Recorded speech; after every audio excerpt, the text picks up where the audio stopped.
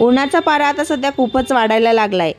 40च्या पार पारा जातो आहे सध्या डायरेक्ट. आणि ऊन वाढलं म्हणजे एक काम हमखास होतं, ते म्हणजे जेवणाची इच्छा नाहीशी होणं. शंभूचं सध्या तसंच होतं आहे. जेवायला नाहीच म्हणतो आहे डायरेक्ट. भाजी पोळी म्हटलं की नाहीच म्हणतो. 1-2 घास खातो आणि बस करतो.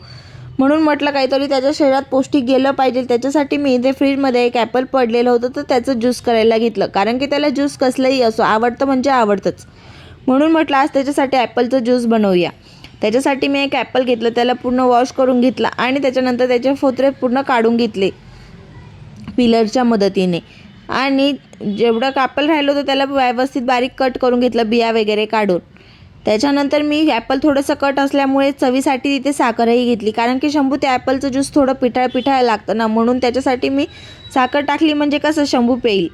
आणि इथे मी पाण्याच्या ऐवजी दुधाचा वापर करते. पाणी किंवा बर्फ वगैरे काही टाकत नाही, कारण की ते शंभूसाठी बनवत होती म्हणून.